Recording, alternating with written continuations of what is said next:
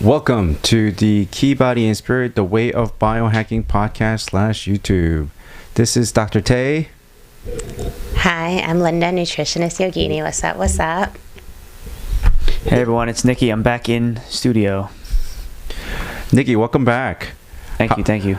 I see you got a nice tan. How is North Carolina? Yeah, no, it's been great. It's been great. I really enjoy it there. The last few months, it's been like 80s. I've gotten super tan, and I love being tan. And I've been working out a lot, trying to get as fit as I can for the summer. Yeah, So I see that. I see that. You're getting like ripped. Thank you. That's fit. the goal. Yeah, that's the goal. All right. So today's topic, we're just going to keep it open. We're just going to update everybody what we've been doing. One, we started the Unify clinic, right, where I actually stretch people, put my hands on people, stretch people, and teach people using yoga, everything we know together to like fix people's posture. And we ran the second time. Linda, like we've done it last week, this week. What do you think? Like, we're still clunky, I think. Yeah, we're still clunky. We're still working on our flow. Yeah. But it's pretty cool. Basically, we warm up together. Last week, Tay led squats. This week, I led more yogic warm-ups with pranayama and really getting into the legs, which is really the foundation of all this, like learning how to use your legs and use your lower body so you're not just using your back all the time, so that you could really open the chest and take bigger breaths. And then we break off into stations. So Tay leads the stretching station. I lead the yoga chairs, the yoga blocks. We do the lunges on the chairs to open the psoas. We use the blocks for spinal decompression. They're TRX bands. They really work the upper body. We use the straps on the yoga wall, again, to practice like really strengthening the back muscles to get into back bends. So, like, this is a compilation of, like, I guess everything I've trained for over the years. The leg imbalances, like one leg is shorter than the other. When a person's laying down, you look at their nose, you go down the midline, you grab below the ankles and you pull the body, and you obviously notice that one leg is shorter than the other. And everybody has this. And everybody has this pattern, yeah. And we fixed the leg imbalance by properly stretching the iliopsoas muscle. And in my clinic, I always manually stretch it, but to work in an environment where we teach people like to do this properly, I think it's very empowering for the person who's learning it. Right. And then we do the twists, right? Because the compensation pattern occurs on the quadratus lumborum muscle, and the body shifts to keep your eyes parallel to the horizon, because that's how the nervous system really works. So on top of that, but then like there's so many ways to skin the cat, as they say, and I think Linda really has helped me see yoga in a more like medical way, because like once you got the principles down, like today, the way we did everything, that was awesome, because I didn't know that you just sit there and like rub your thighs but still work out your rhomboids. And I think I think cueing is also very important, because I know I was working out my rhomboids, but I don't know if other people were, right? So I thought that was like very cool how people can run off with, you know, the principles behind it and see the work change through the expression and how people perceive the principles. And I think for me, it's really cool to witness that and experience it, because you were leading the class. I like to think of it as there's many different ways up a mountain versus skinning a cat. Yes. But, you know, it's the same idea. And also, we end with Qi Gong, which I really love, because we do all this to achieve deeper breathing. And in the end, they actually get to practice, like, okay, where does the breath travel to? Yeah. One thing I'd like to talk about is the Chushindo, the chair exercises. I mean, there's so many chair exercises today. We had the chair workshop this past Sunday with Morgan. Oh my God. That was amazing class for 2 hours. It breezed by. It felt so quick, and I didn't want it to stop. Like, her class was simply amazing. And like, the cool thing about like chair yoga is you don't think it's a prop. Yeah, it's like people really think that chair yoga is for geriatrics and senior centers and you're just doing stretches on a chair, but it's so much more than that. Like you're using the chair as like an extension of your body. Like I was in half moon pose, which is basically you're standing on one leg, your other leg is you're balancing out on your body. So you're basically, your body's in a T with one leg as your balance. Yeah. I cannot hold that for more than 10 seconds, like ever in like a vinyasa class. But with the chair holding me up, I was able to hold that for like minutes. Yeah. And really explore that pose and finding the extension of my body. I think the cool thing about props is that it allows you to do these very difficult poses that you can't do. And still build the muscles while you're there. And the more you do them, eventually you don't need the prop anymore, right? And I see that from them. Yeah, and I see that with aerial yoga, wall yoga, and now chair yoga. And like it kind of shows like how ignorant I was at one point, because I thought that, oh, you know, props are for people who are not capable of doing and they should just work harder to get there. Right. And then after I hurt my back and I needed a lot of props, and I got to really like appreciate them so much more now. It really depends on the teacher and how they use props in their class, because some people really just use it. It's like, hey, if you can't get into this pose, use the prop. Versus I really like to teach props as this is scaffolding. This is to help build your structure and build your stability. And like, you don't have to do it by yourself. Like you have all these things to help you so that you don't have to struggle. Right. And the idea for me in yoga is to make the effortful eventually effortless. Yeah.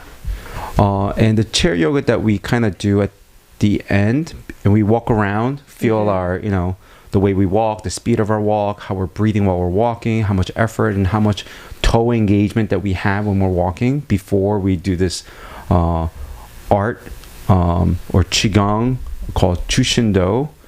And it's kind of parallel to, how do you say, the Stroth method. Okay. The Stroth method was a German lady named Stroth, and after World War II, she started working with people on how to breathe into your lung, stretching your spinal cord and your rib cage. And this was applied to a lot of people with scoliosis, and the German medical community started, you know, attacking her, saying that she's practicing medicine without a license, and how can she do that? She should be referring to physical therapy. And eventually she ended up going to court. And in court, she showed numerous like photos of before and after photos.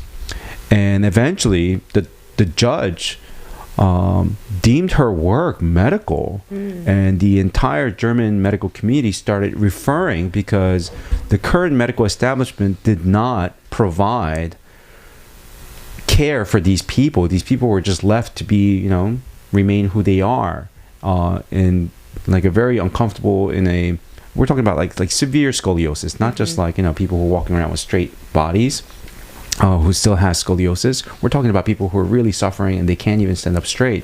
And these people saw dramatic results. And it's funny how the breath is able to expand your rib cage to put it in proper alignment when you breathe into your maximum capacity. And it had the ability to do that.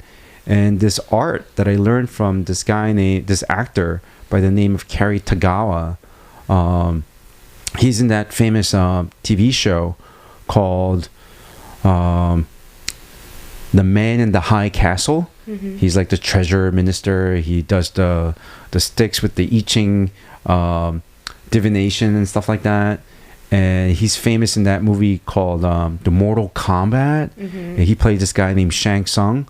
And there's a real funny story, because my buddy Eric and Peter, we were at Pure Food and Wine, and this guy was, you know, eating lunch in front of us, and we're like, oh my God, this is Shang Tsung in front of us. And he's like, would you like to experience this art? We're like, yeah, sure.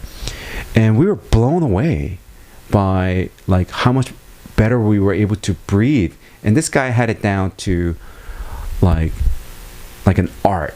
Like what I'm doing is just like a mere fraction of what he's doing, and because of this method, I was able to treat a lot of my back pain by breathing a certain way, and it didn't ultimately like resolve my problems, but it was able to do that, right? So we used that chair method by realigning the spine and using the breath pressure to push the spine behind you so that it goes into proper alignment. So that is incorporated into the Unify Posture Clinic on Friday at 9 a.m. And the other one is DKU. Have you ever seen his YouTube videos? No. Okay. YouTube video, DKU, he is like in my opinion, a lot of people want him to be a fighter, right? And don't get me wrong, I think he is a very dangerous person. But like against a UFC fighter, you know, he doesn't always train to be a fighter. He's a what I call somebody like a movement specialist who happens to know a lot of martial arts. He's like a martial arts version of Ido Portal. Ido Portal is another guy who specializes in movement. And one thing I learned from DKU at his seminar was his ability to lift heavy chairs by holding the bottom leg and just lifting it up. And when I first saw his, DKU videos, and I'm like, oh my God, this guy is super talented, moves really fast, and he's able to have like superhuman strength. And I started trying to like mimic him, and I'm like, I got Qi, I could do this, right? And I tried to pick up the chair, and I couldn't lift the chair the way he was doing it. And I'm like, why can't I lift the chair? So this curiosity eventually led me to meet DKU. And, at the seminar, I'm waiting for this guy to teach this. Day one, he doesn't teach it. Day two, afternoon, is about to come to an end. So, I'm like, all right, my patience running thin. So I have to ask him, so how do you lift this chair? And he taught it to everybody. It's based on isometric contractions by holding your back muscles in a very tight state. And when he flexed those muscles in his back, like you could feel his whole back like tighten up. Once again, I'm only a small fraction of what he could do. And he based it upon this one Qi Gong move called Janzhong, like standing like a tree position. I'm like, I stand Janzhong position for years. Yeah. And I couldn't do what he was able to do, and it was based on his isometric contractions of the lower back, like holding it tight. And without doing any push-ups or any exercises, because I'm a guy who doesn't exercise at all, lift weights. And yeah, whenever I had the chance, I would stand and hold these contractions. And 6 weeks down the line, I started picking up a 12-pound chair in my office. And ultimately, this led to like an obsession for me, because I had a really bad back injury. And every time I would bend forward, my back would go out. And this would happen whenever I go to the movie theater, come out, my back's not that good.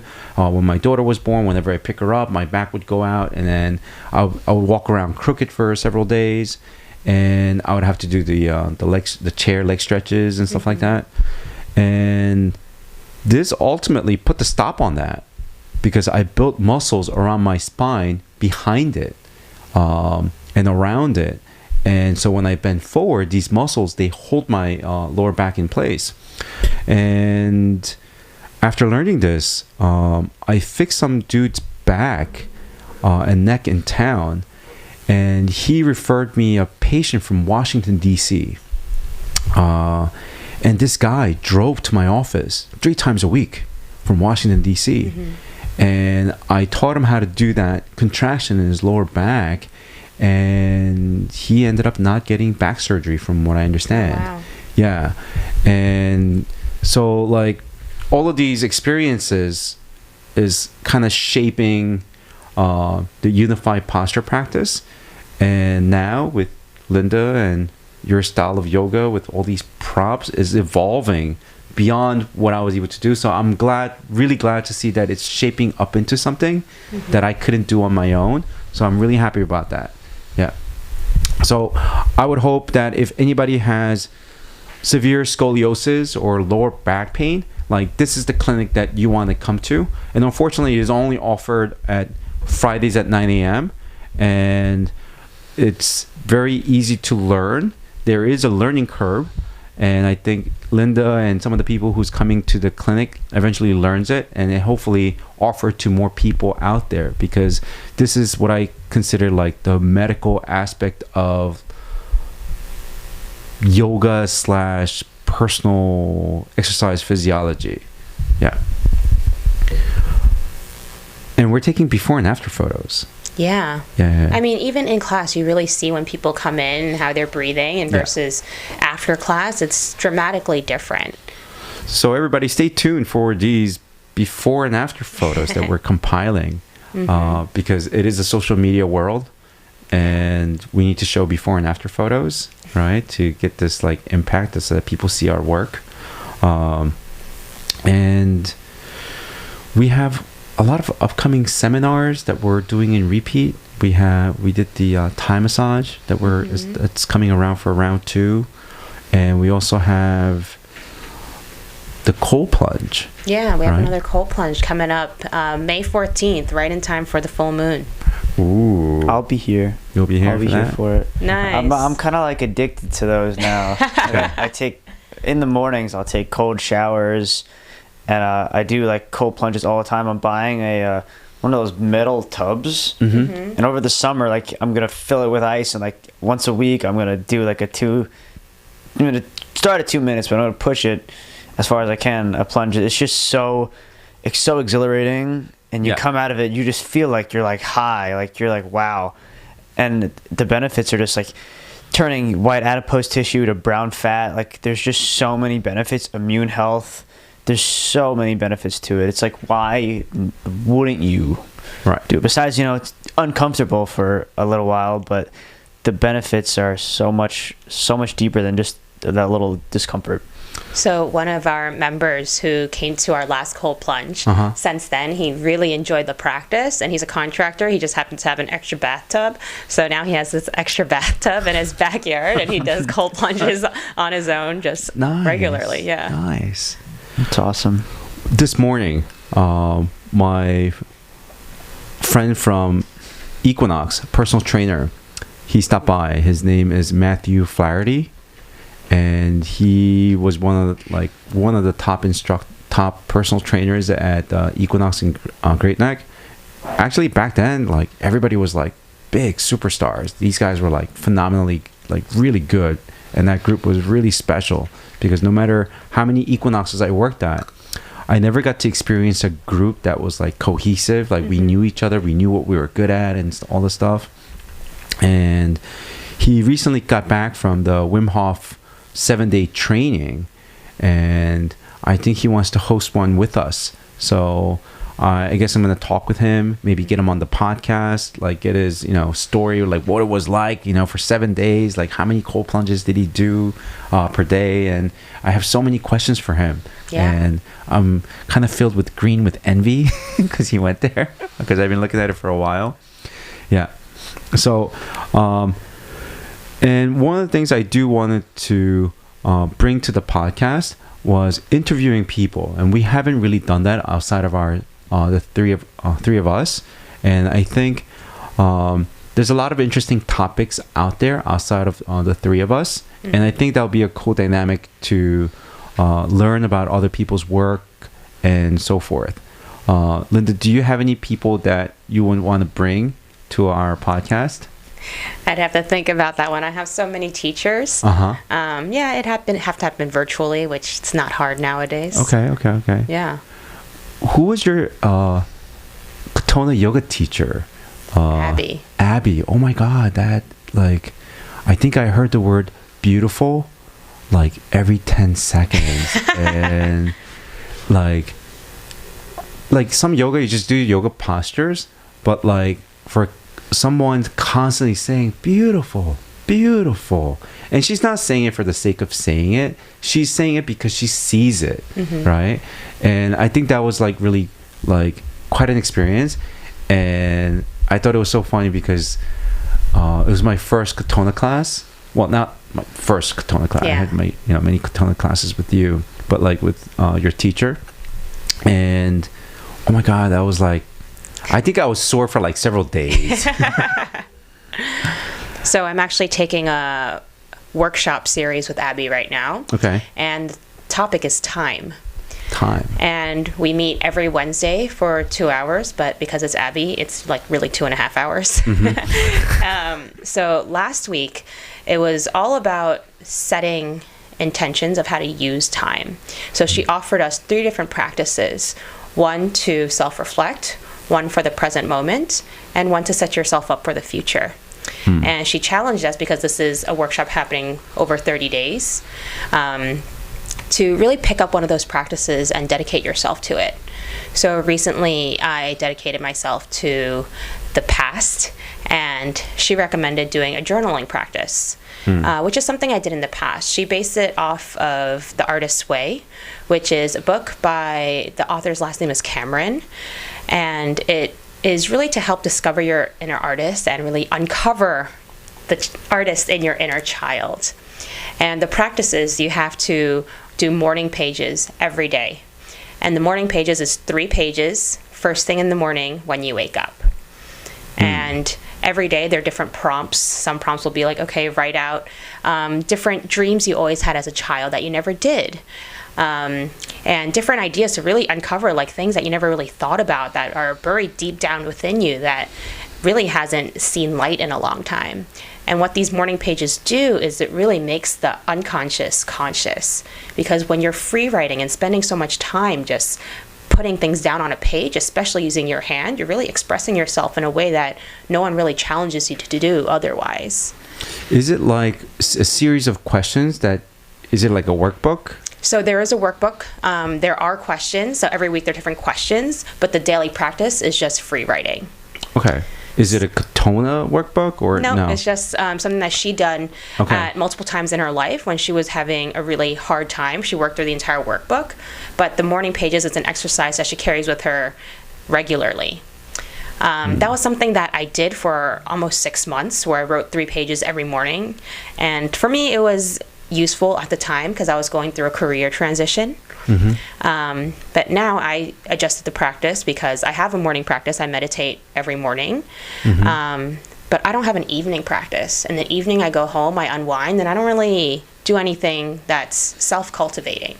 The purpose of last week's class on time was, how do you really self-cultivate? So now I do an evening page, and I use my left hand to write. I am a righty. Okay.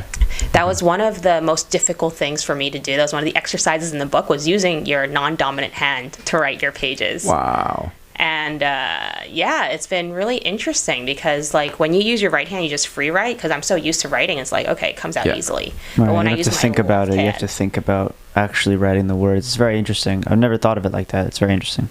Yeah, it's been quite the challenge in terms of like the first day. I'm not even doing 3 pages because it's my left hand. I do 1 page. It took me 40 minutes to write 1 page. Now I've been doing it for a solid week now. It takes me like 20 to 25 minutes. Last night I wrote it as I was doing a foot soak. Okay. So I'm stacking my habits. But yeah, so that's the past.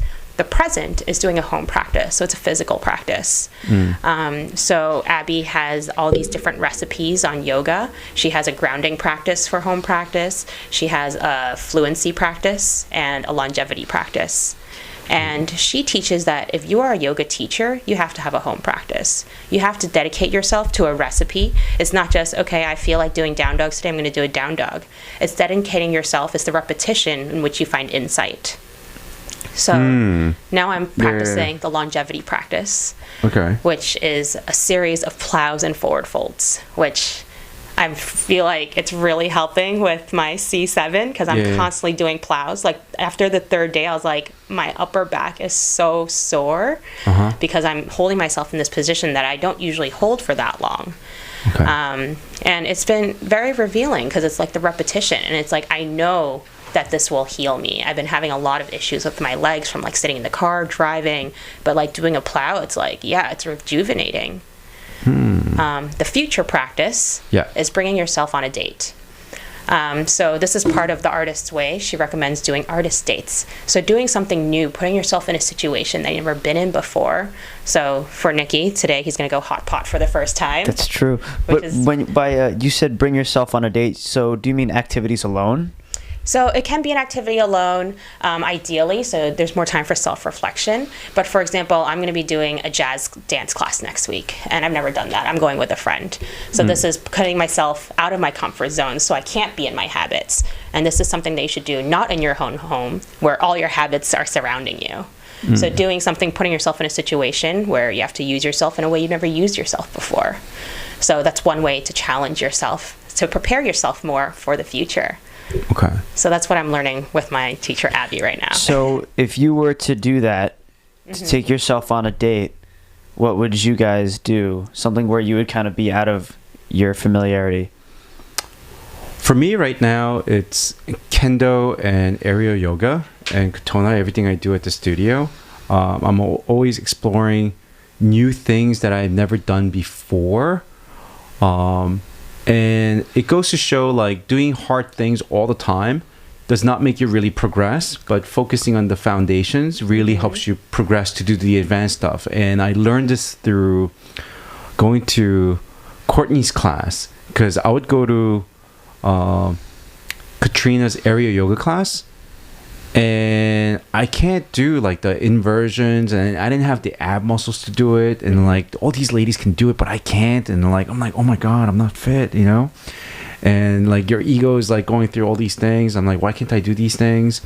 And then I start going to Courtney's class, and I'm like, I'm able to do everything and really excel at it, but she focuses so much on like core muscles and grip strength and pulling your body weight up.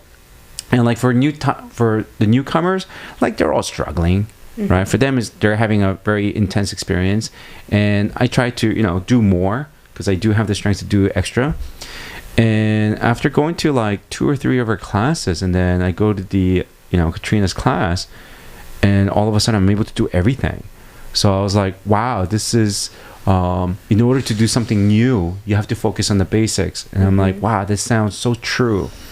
And kendo, oh man, the last tournament I lost to children. Well, in the sparring matches, I lose to a lot of the teenagers because they're really good. This new kid, Jordan, he gets like really good hits on me, and I'm just like, oh my god, this kid just started not too long ago, and he's already kicking my butt. Like, does it hurt? Oh no, not at all, because I'm wearing the armor. And like when he first came in, like I would hit him, like if we were to like clash like 10 times, I would get him like 8 and he would get me 2. Now it's like, I don't know who got the 6 hits out of the 10. I think last time he got 6 hits, like more hits on me, and I'm like, wow, he's progressing so much faster. And for me, I should be going more often, right? And if I skip a week, I feel like I'm regressing, right? And like because of that, I can't quit. And in order to progress, that's why you need to practice. And I think that's why your teachers emphasize you need a home practice for yoga teachers, because you're always exploring new parts of like your new, and I think using props really helped me to do that with you. Yeah, I'm able to like right now, I wouldn't say I'm the most fit point in my life. I think right before I got married, I was super fit. Now I'm maybe at 60-70% of my, when I was the most fit, level of fitness that I achieved. But I think I weigh close to like 180 or below 180. But everybody in the office who haven't seen me in a while, they're like, yo, Tay, you look super fit. And I'm like, I don't lift weights. I just go to kendo and yoga, and I'm really enjoying that new part of my life. Yeah. Yeah, I mean, I felt like I was most fit when I was finishing my grad school in New Orleans because I had the time to go on like a 3-mile run and then go lift weights like more than 4 times a week. Wow. But at the same time, now I'm able to use my body and have awareness of my body that I did not have then. So I feel so much more in tune and so much more aware. So even though I don't have I can't see my obliques like I used to, like I feel more fit. I feel more able than I did back then. And I would say, I mean, I think I'm in my best physical shape now. I was a skinny kid my whole life. I still am pretty skinny, but I've definitely been able to like put on shoulders and a chest. But I mean, 2 years ago, I weighed 115 pounds. You know, you saw me at my lowest. I was like bones. Yeah. And I had really bad IBS, and I wasn't really absorbing what I was eating. And I was just shedding all this weight, and I've been able to kind of build myself up to, I think I'm around 145 now. And it took 3 years. It took a long time and a lot of hard work. But I mean, I'm in a rhythm right now where I put my grass-fed beef in my air fryer. I close it. I put it on 30 minutes. I go to the gym. When I get back from the gym, it's done. It's cooled off already. I just, I eat a pound of it right after. That's my post-workout. I don't drink a protein shake. But sometimes I will. Just if I have to run to class after, just for convenience, I'll put grass-fed whey and then some strawberries and blueberries, and then I'll blend it. But typically I don't. That's only for convenience. Do you season it? Salt. Sea salt. Yeah, that's it. Just sea salt, no pepper. Where would you bring yourself on a date, Nikki? I was thinking about this.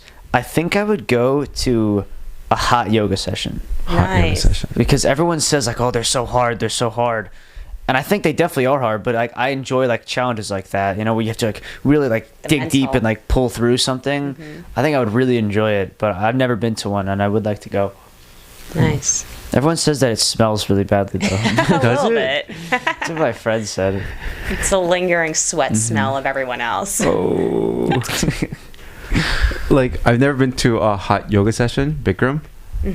People have invited me, and I was just afraid because I would go, I would spend, being Korean, you end up going to a sauna one point in your life, and when I'm in that intense heat, they have the ultimate hot room, and one time I was just trying to breathe, and my nostrils were getting so hot, and I'm I gotta get out of here. So I don't know how people would do, but I guess you would get used to it. Right? Yeah, well, sauna is also different because the sauna is so dry. But Bikram was really my foundation in yoga, which I'm really grateful for because it really taught me discipline. Okay. Because you really have to put everything you have to show up and do the 27 poses and sustain the heat. What's the temperature in that heat? It's, in they hot say yoga? 100 to 105 degrees Fahrenheit. 105. Wow. And what does a sauna typically get to? I don't know, but saunas to me are it's a also lot hotter. dreadful. I've never been in a sauna either. Really? And I would I know my biohacking self. That's your second date. I know, an infrared sauna. Oh, we have to go to what is that? Float? Tank. Yeah, float. We'll do that this Floatopia. summer. Yeah. Oh yeah, sensory deprivation. Yeah. Yeah, I would definitely like to go there. So I typed in sensory deprivation one time because I was very interested in what is that? And all these weird Google things came up. Right. So I know. So don't type in sensory deprivation. So the float tank's a little different from sensory deprivation tank. Yes. Because the float tank is actually really comfortable, and you could still open your eyes. Yeah. You have earplugs in, so the salt doesn't get in, but you could still technically hear. Yeah. And eventually, once you settle down, you can really hear your own heartbeat, which is really cool. Yeah, it's the water temperature is set to your body temperature, so you kind of lose a sense of your body, and the place where we go, normally the recipe is 800 pounds, but he was telling me he put 1,200 pounds. So I guess you float more because the density of the salt is just you're literally laying on a salt water, and the magnesium just melts away all the hard knots in your body, and every time I come out of it I feel I'm reborn, and I'm oh, I have that sigh like Yeah. like several times because like my body just let go in so many layers in my back. Yeah. Yeah, and what I noticed in the float tank, it's like you have to consciously want to float because otherwise your muscles are tensing. And then that's what I was struggling with for like maybe the first half hour in the float tank. My neck couldn't release. And So you spend longer than a half an hour in it? were we in there for 45 minutes or an hour? Wow. We're in there for like 90 minutes, I think. No way. It Yeah. was that long. Yeah, it was Yeah. a long session. Wow. Probably goes by. You're probably so like in your own head that it flies by. Yeah. Like when you're so relaxed, sometimes with your eyes closed, you trip out and then you see these like colors and stuff like that. Like I think twice it didn't happen. The rest of the time it did. Yeah. But Floatopia I believe the town is called Dix Hills. It's a very special place. I've been to other float places, and one place it was a pod, which I really didn't like. That scares me. Yeah, I kind of like it was spacious inside, don't get me wrong, but like the fact that I'm going into a pod, it didn't sit well with me. And the other place, I forget where, was not like really sanitary. Yeah, and then but going to like the place Dix Hills, but over there, like you saw the place, it Yeah, looked it's really amazing. nice. Yeah. We gotta go there like next time you come down from your summer break. Yeah, they have 3 rooms, so if you let me know in advance, like Make a we'll reservation. I'll be home May 11th. I'm coming home. May My 11th? last final's the 10th. Okay. And I'm gonna start driving home. the Perfect. next Just day. in time for the cold plunge. Yeah, exactly. I'm very excited for the cold plunge. I'm like addicted to that now. Like I really am. Like I took a cold shower yesterday and it felt so great. Like I'm addicted to it. And the ocean, I like it most when it's salt water. I don't know why, but I feel like it just like feels like better when like the salt water is all cold and like it's in your hair and like I don't know the salt, something about the salt water, like the ocean water, it's just The minerals. it just feels so authentic. Like when you turn on a cold shower, it's not like you were in nature and you're going and you're connecting with the earth. When you go into the ocean, I feel like it connects on a much deeper level than just a cold shower. Yeah, the ocean. Maybe I'll go to Long Beach later and run into the ocean. I'm thinking Yeah. about it now. The beach has like special properties in Eastern medicine because the depth is so deep. Like when people go there, they reflect on the deepness when they're in. When you go to the beach, and like, oh, right, this girl broke my heart a long time ago. And sometimes like I see other people like deep in their thought because there's the deep energy is right there, so it can't help you, for you to go there as well. And yeah, the ocean, a lot of things you can store there, like Yeah, if I was going to like Costa Rica or somewhere and I wasn't really gonna like see a lot of people, I would probably just like wash myself in the ocean. Like I like it that much, and I like the way like I feel after. I like the way my hair feels after like it goes in salt water. I like the way Beach it hair. looks. Yeah, like I like that. I like when it's all scruffy. I don't know, and you don't like smell. I don't know. I would probably just take beach baths. I'd probably only do that if I was in like Costa Rica. That's like a dream of mine, is to just go live remotely on like an island and just live there and just. that's like a the dream. Seinfeld episode. Yeah. Like the Kramer came up with the cologne called the beach, where you smell like the beach. Well, it could be a little smelly sometimes. Yeah, which beach? Yeah. Like Jones Beach on Long Island. I used to go fishing with my brother, and I mean Jones Beach, you think of it like all the seaweed, the water is really murky, and like it's not like what you would think of like Aruba, right? Yeah. But like because him and I went fishing so many times, I remember one time there were flamingos there. Really? Yeah. In There New were- York? Yeah. There were flamingos there when we were fishing. We're like, whoa. And we saw dolphins. We saw whales. Wow. And this one time, the water was crystal blue. I couldn't believe my eyes. I remember going like neck deep, and I looked down. I could see my toes. Like it was a beautiful day. This is Jones Beach. This is Jones Beach. Wow. Yeah. And I tell this story to people, and they're like, Tay, you must have been high on something because I've never seen the beach like that, right? So I think when I think back to Jones Beach, like that was a special moment. And I can't help to wonder that Jones Beach, you know, when the Mayflower, you know, came here at one point, it was probably clear. like that. Yeah. And I mean, being in North Carolina for school, I think one of the reasons why I love going in the ocean so much is over there it's all blue. It's all like actually blue. It's not crystal clear, but it's so much cleaner and bluer than here. Like over here, it's just kind of brown muck, gross, kind of smelly.